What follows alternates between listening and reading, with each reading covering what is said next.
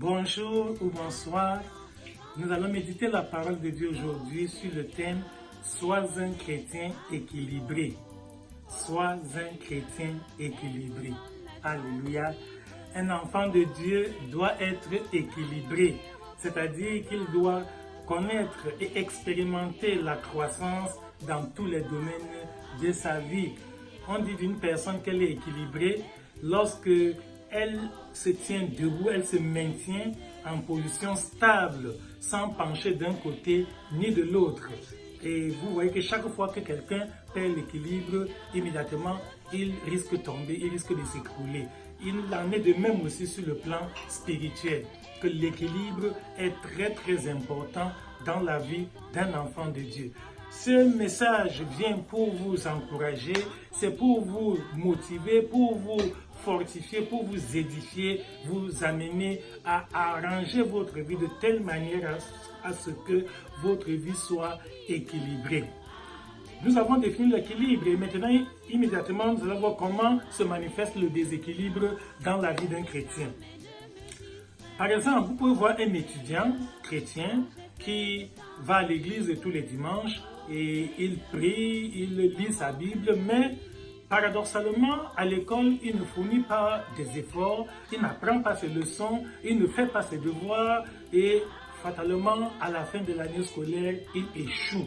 Et ceux qui ne connaissent pas Dieu se mettent donc à blasphémer, à dire, mais regardez, celui-là qui se disait chrétien, chaque jour il nous parlait de Dieu ici en classe, le voilà qui a échoué, alors que nous, qui n'allons même pas à l'église, nous avons réussi. Bien aimé, le déséquilibre est très dangereux. Le déséquilibre dans la vie d'un chrétien peut discréditer le message de l'évangile. Ça peut fermer la porte du royaume de Dieu à beaucoup d'âmes qui auraient dû croire, mais à cause de la négligence d'un de nos frères ou de l'une de nos sœurs qui, dans sa naïveté, se dit que non, si je prie, ça suffit, la prière va faire tout le reste. Non, sachant que Dieu ne bénit pas la paresse. Bien que tu aies prié et que tu es aussi gêné, tu dois aussi faire des efforts pour apprendre tes leçons, pour étudier, pour faire tes devoirs, pour t'appliquer, être ponctuel et assidu à l'école. Donc, il y a la part de l'homme, il y a la part de Dieu. Cette ignorance doublée de la naïveté a causé beaucoup de dégâts, même dans les familles. Nous avons vu des pères de famille qui vraiment sont très assidus à l'église. Tous les dimanches, ils vont au culte, ils jeûnent, ils prient, ils chantent dans la chorale et tout le reste, mais qui ne prennent pas autant soin de leur épouse, qui ne manifestent pas l'affection conjugale envers leur conjoint, ça peut être l'époux, l'épouse, et qui aussi, sur le plan de la responsabilité parentale, c'est-à-dire ne font pas tout leur devoir pour l'encadrement de leurs enfants. Et c'est ainsi que vous voyez certaines familles chrétiennes où, bien que le père soit très persévérant à l'église, il a des enfants qui ont des comportements qui ne sont pas vraiment dignes. Et les gens s'étonnent, mais comment le papa là, lui, la maman là, il aime Dieu comme ça, mais ses enfants n'ont même pas le nécessaire. Tout ceci à cause du déséquilibre. Donc, l'équilibre est très important dans la vie d'un enfant de Dieu. Et nous avons vu que beaucoup de personnes, à cause de l'ignorance ou de la naïveté, pensent que Dieu va tout faire. Que s'il prie, il jeûne, il lit la Bible, que le reste, il s'en fout, il n'a pas à s'en occuper, c'est Dieu qui va faire. Non, il y a la part de l'homme, il y a la part de Dieu. Dieu ne viendra jamais faire notre devoir à notre place. Par exemple, Dieu ne viendra pas à l'école étudier les leçons à la place d'un élève chrétien. Et de même, dans une famille, Dieu ne viendra pas manifester l'affection conjugale envers une épouse parce que son époux a beaucoup prié. Encore moins pour les enfants, Dieu ne viendra pas lui-même encadrer les enfants. Il a dit instruire l'enfant dans Proverbe chapitre 22 verset 6, instruire l'enfant selon la voie qu'il doit suivre. Et lorsqu'il deviendra vieux, il ne s'en détournera pas. Donc, ce n'est pas Dieu qui viendra instruire l'enfant à ta place, c'est toi le parent qui prendra du temps pour donner à tes enfants un enseignement approprié, des conseils salutaires, leur montrer, leur faire preuve de l'expérience, des expériences de la vie que tu as vécues pour canaliser leur énergie afin qu'ils se déploient dans le bon couloir. qui ne se laisse pas aller dans les passions de la jeunesse et les perversions du monde actuel. Donc l'équilibre est très important pour la vie d'un enfant de Dieu. Et à ce stade de notre méditation, j'aimerais que tu dises avec moi que je ne serai pas un papa déséquilibré, je ne serai pas une maman déséquilibrée, je ne serai pas un chrétien déséquilibré, je ne serai pas un étudiant déséquilibré, je ne serai pas un travailleur déséquilibré. Parce qu'il y en a d'autres qui s'efforcent vraiment sur le plan professionnel. Oui, ça c'est encore un autre domaine. C'est-à-dire que pour le travail, il se dépense nuit et jour pour chercher l'argent. Il y en a qui font même 2 boulots, surtout ici en Occident. Il y en a qui font 2 boulots, parfois même 3. Ils sortent d'un lieu de service pour aller commencer le travail dans un autre et il rentre étant totalement épuisé, fatigué. Il n'a même pas le temps de voir quel est l'état de sa famille. Bref, il s'épuise à la recherche de l'argent. Donc le déséquilibre peut se faire dans l'autre sens, dans le sens de privilégier les choses matérielles et négliger les choses spirituelles. Tout comme on peut aussi être déséquilibré parce qu'on privilégie les choses spirituelles et on néglige les choses matérielles. Mais un vrai chrétien doit être équilibré, c'est-à-dire que tu ne dois pas être excellent dans un domaine de la vie et être médiocre dans un autre domaine de la vie. Cherche à travailler ta vie pour qu'elle soit excellente dans tous les domaines, c'est-à-dire qu'il y ait équilibre, que la balance soit vraiment au même niveau. Qu'on voit que oui, sur le plan spirituel, c'est bien, sur le plan matériel, c'est bien, sur le plan scolaire, c'est bien, sur le plan professionnel, c'est bien, sur le plan familial, c'est bien, qu'il n'y ait pas un mais dans ta vie. Qu'on ne dise pas que oui, l'homme là, il va à l'église, il prie Dieu, mais... Vous voyez, lorsqu'on ajoute un mais, c'est quelque chose, c'est une connotation négative. Ça montre déjà un manquement, une infimité qu'il faut corriger.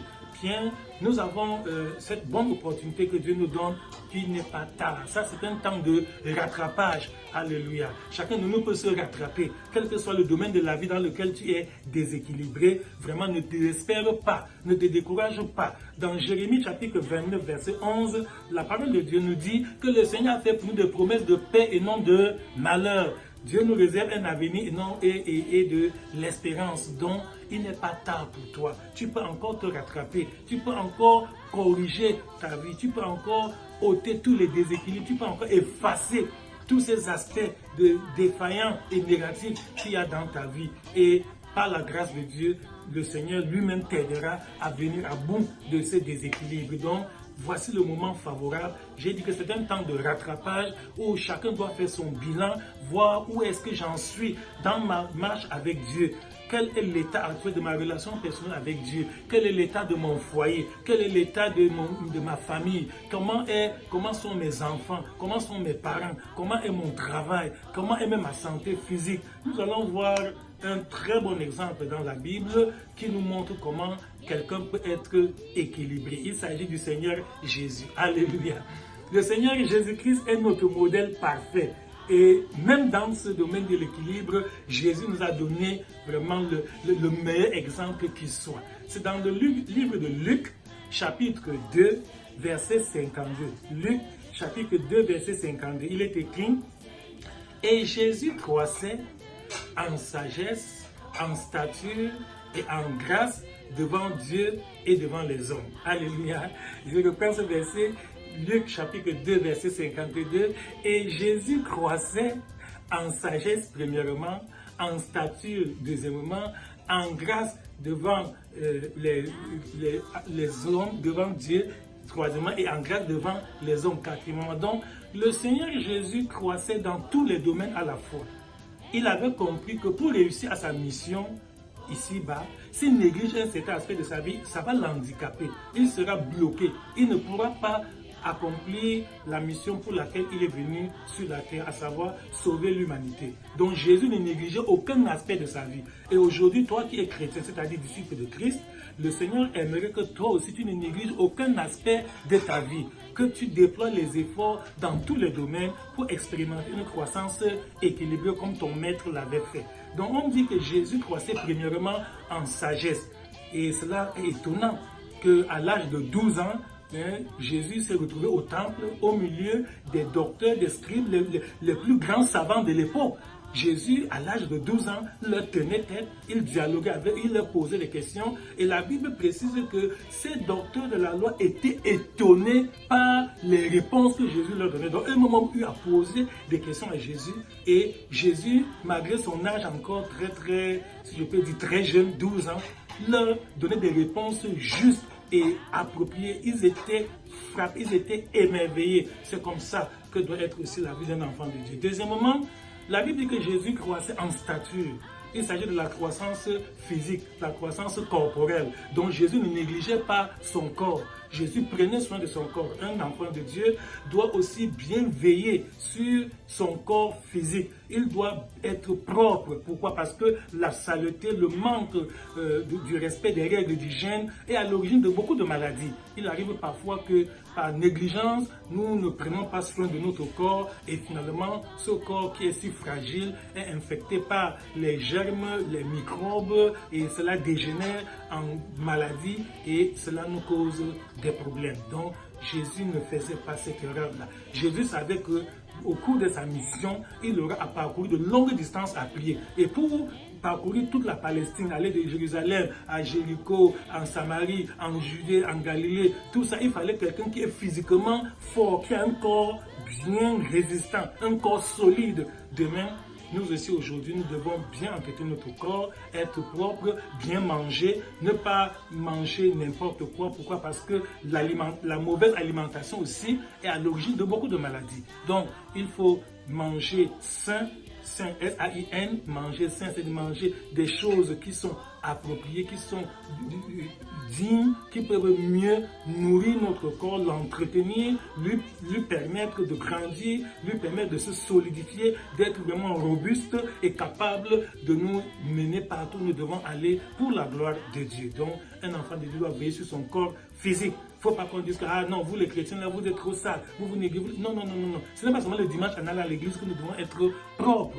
Non, nous devons être propres tous les jours, 7 jours sur 7, 24, être correct. Un enfant de Dieu doit être la lumière du monde. Notre vie doit briller, même sur le plan vestimentaire, sur le plan physique. Même notre éclat physique doit rayonner, doit démontrer la gloire de Dieu et prouver que oui, ceux-là, ils sont des personnes équilibrées.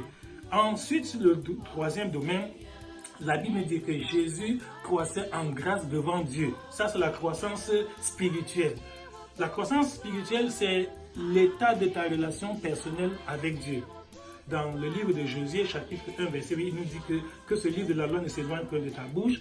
Médite-le jour et nuit pour agir fidèlement selon tout ce qui est écrit. Car c'est alors que tu réussiras et tu auras du succès dans tes entreprises. Donc, un enfant de Dieu doit veiller à avoir une vie de méditation de la parole de Dieu.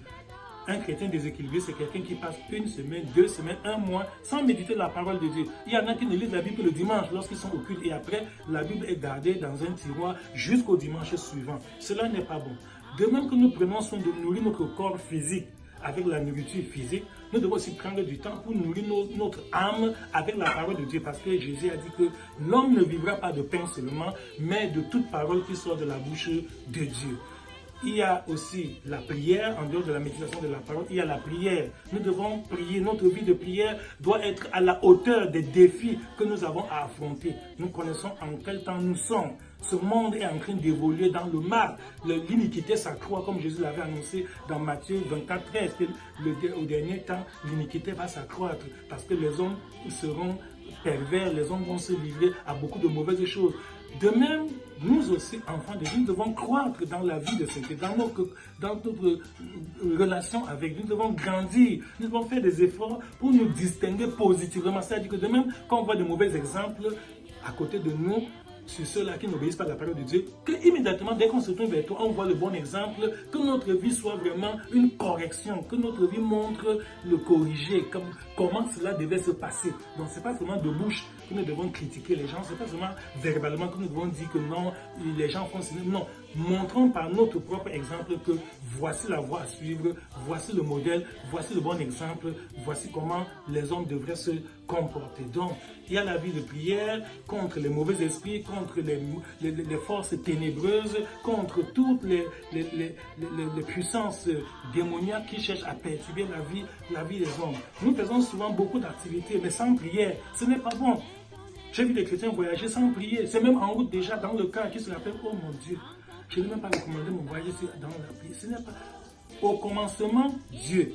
Genèse chapitre 1, verset 1, au commencement, Dieu. Un vrai chrétien doit commencer tout avec Dieu. Pour faire n'importe quoi, que Dieu soit au début. Même pour commencer ta journée, il faut faire d'abord ta prière matinale pour remercier le Seigneur de ce qu'il t'a gardé dans la nuit. Tu ne connais pas le nombre de mauvais esprits qui sont venus pour t'anéantir pendant que tu étais dans l'inconscience du sommeil. Tu ne savais pas ce qui se passe autour de toi. Mais le Seigneur, par sa grâce, a envoyé ses anges camper autour de toi et te protéger. Le matin, il est de bonne loi qu'avant d'entamer toute autre chose, même si ton programme est chargé n'importe comment, sacrifie un petit temps pour remercier Dieu pour cette grâce, parce que le souffle de vie est une grâce qu'il nous donne. Beaucoup ne l'ont pas eu. Si toi, tu as eu ce privilège, rends grâce à Dieu. Et ensuite, quel que soit ce que tu as fait, demande le secours de Dieu pour la journée. Que Seigneur, j'ai besoin de ton aide, j'ai besoin de ton assistance. Voici une journée, je ne sais pas quels sont les imprévus qui vont arriver. J'ai mon programme, je te le présente Seigneur. Guide mes pas à l'école, préserve-moi sur le chemin du travail, sois ouvrier avec moi dans mon lieu de service, accorde-moi ton soutien, donne-moi vraiment ta grâce, que ta grâce soit proportionnelle aux défis que j'aurai à affronter dans cette journée. Voilà un chrétien équilibré. Non seulement il va s'appliquer, mais il sait que tous les efforts que je fournis au travail, à l'école ou partout où je me trouve là, cela est déjà soutenu par la prière que j'ai faite au préalable. J'ai déjà mis toutes ces choses devant Dieu. J'ai recommandé ma vie à Dieu. J'ai imploré le secours du Seigneur parce que je sais que sans Dieu, je ne peux rien faire. Il faut donc qu'un enfant de Dieu soit équilibré, que notre vie sur le plan spirituel ne souffre d'aucune anomalie, d'aucune défaillance, parce que nous savons que c'est ce qui se passe dans le monde invisible qui détermine ce qui se passe dans le monde visible. C'est dans le livre de 3 Jean, verset 2, la 3e épître de Jean qui n'a qu'un seul chapitre. Au verset 2, la parole dit clairement que, bien-aimé, je souhaite que tu prospères à tous égards et sois en bonne santé, comme prospère l'état de ton âme. Donc, l'état de ton âme est très déterminant pour tous les autres domaines de ta vie. Si l'état de ton âme est prospère, si ta relation personnelle avec Dieu est bonne, ça va se refléter même sur ta santé physique, ça va te refléter même sur ta vie professionnelle. On va voir les répercussions de ça dans tous les autres aspects de ta vie. Mais dès que tu négliges ta relation avec Dieu, dès que tu ne prends pas soin vraiment de mener une vie de sanctification, automatiquement, malgré les efforts, certes louables que tu vas déployer dans d'autres domaines, tu verras qu'il y aura quelque chose qui va manquer. Tu manqueras de grâce. Il y a des personnes comme ça qui ont été surprises par des échecs inattendus. Pourquoi? Parce qu'ils disent vraiment, j'ai tout fait, j'ai dépensé mon argent, j'ai dépensé de l'énergie, j'ai cherché même des soutiens, j'ai demandé de l'aide partout, mais à la fin, ça a été un fiasco total. Il ne comprend pas. Il ne sait pas qu'il a manqué la grâce de Dieu. C'est parce qu'il n'a pas recommandé sa vie au Seigneur. Il a pensé que ça, par ses propres efforts, il peut tout faire. Il ne sait pas que sans Dieu, nous ne pouvons rien. C'est par la grâce de Dieu.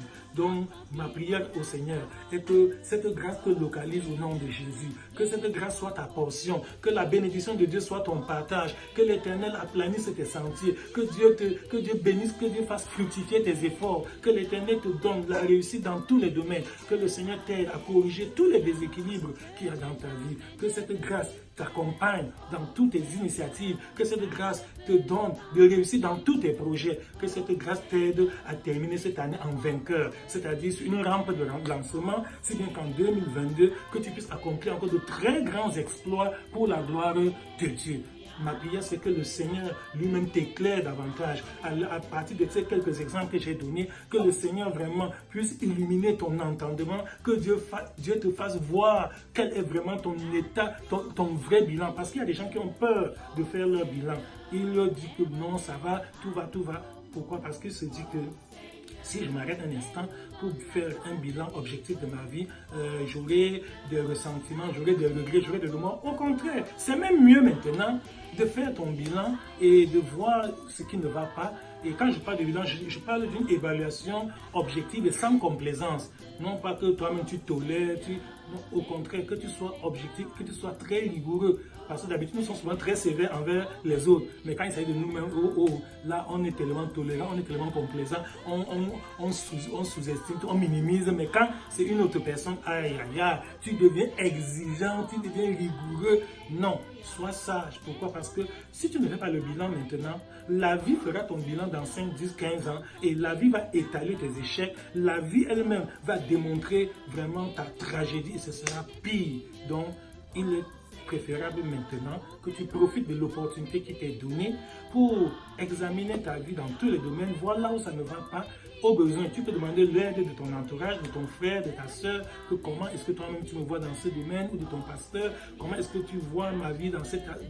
Et qu'il t'aide pour mieux voir, parce que parfois on dit que quelqu'un ne voit pas son dos, c'est-à-dire qu'il y a des choses, il y a des tâches un peu cachées, mais par l'aide des prochains, des personnes qui sont sincères, qui nous aiment et qui veulent notre progrès, qui ne sont pas hypocrites pour dire non, non, non, tout va bien, non, mais qui peuvent nous dire la vérité en nous regardant droit dans les yeux. Il faut aimer ce genre d'amis-là. Le vrai amour est correctif. Le vrai amour n'est pas complaisant, non. Le vrai amour cherche à améliorer la personne qu'elle aime. Le vrai amour a toujours l'envie de... Vous voyez que Dieu nous a aimés et Dieu n'a pas croisé les bras. Dieu a posé un acte concret en nous envoyant son Fils Jésus pour nous sauver. Mais si Dieu se contentait de dire verbalement qu'il nous aime et nous laissait dans notre état de perdition, notre situation ne serait jamais meilleure. Voilà la croissance sur le plan spirituel. En quatrième lieu, la Bible nous dit que Jésus croissait aussi en grâce devant les hommes. C'est-à-dire que dans la société, il était connu comme étant le fils du charpentier. Son père adoptif, Joseph, était un charpentier et certainement Jésus, pendant qu'il habitait encore la maison familiale, avait l'habitude d'aider ses parents, d'aider son père dans le travail de charpentier. Donc ce n'était pas étonnant qu'on le trouve dans l'atelier en train de travailler le bois, de fabriquer des meubles avec son père adoptif Joseph, etc., etc. Donc un enfant ne doit pas être paresseux. Sur le plan social, tu dois évoluer, on doit voir la croissance. Si aujourd'hui tu es peut-être au chômage, tu n'as pas un emploi, il faut que demain, que ta situation sociale s'améliore et que tu trouves aussi un de quoi faire et que tu puisses aussi subvenir à tes besoins. Aujourd'hui, tu es peut-être dépendant, ce sont d'autres personnes qui travaillent et qui te nourrissent et qui t'habillent et qui t'entretiennent et tout le reste. Il faut que demain, tu évolues, qu'on voit qu'il y a une croissance, tu as aussi grandi et que maintenant, tu peux non seulement travailler pour subvenir à tes propres besoins, mais tu peux aussi venir en aide à d'autres personnes qui sont dans le besoin. De même qu'on t'avait aussi aidé. Parce que la vie est une chaîne. Il y a cette rotation. Aujourd'hui c'est moi, demain c'est toi. Donc à chacun à son tour. Bien sûr, le plan social, un enfant de Dieu doit grandir. Si même tu es locataire maintenant, la maison dans laquelle tu habites ne t'appartient pas, ok, ce n'est pas grave. Il faut te fixer des objectifs et travailler en connaissance de cause pour que d'ici quelques années, tu deviennes aussi propriétaire de ta maison. Ça fait un progrès, ça fait une élévation sur le plan social. Ça te donne encore une plus grande estime, beaucoup de dignité et de responsabilité. C'est comme ça qu'un enfant de Dieu doit grandir dans tous les domaines. C'est ça la croissance équilibrée. Il faut que nous tous nous imitions Jésus qui est notre modèle parce qu'il nous a montré qu'il ne négligeait aucun aspect de sa vie. Jésus était utile, Jésus était vraiment très très très sage. Jésus avait cette grâce d'équilibrer, de faire toutes choses avec mesure. Nous aussi, efforçons-nous de faire tout avec mesure, de ne pas négliger un domaine de notre vie, mais d'être des modèles comme notre Maître l'a été, afin que notre vie soit un bon témoignage et que la gloire de Dieu reste en nous. Que Dieu te bénisse par cette parole, que le Seigneur t'aide à être équilibré dans tous les domaines de la vie par ce message, que la grâce de ce message te transforme et t'aide à combler tous les déficits, tous les déséquilibres, tous les vides, tous les retards, que tu puisses combler tous les retards et qu'un jour tu puisses aussi rendre gloire à Dieu de ce que tu as une vie chrétienne équilibrée. Que la grâce de Dieu te soit pleinement accordée au nom de Jésus-Christ. Amen. Amen.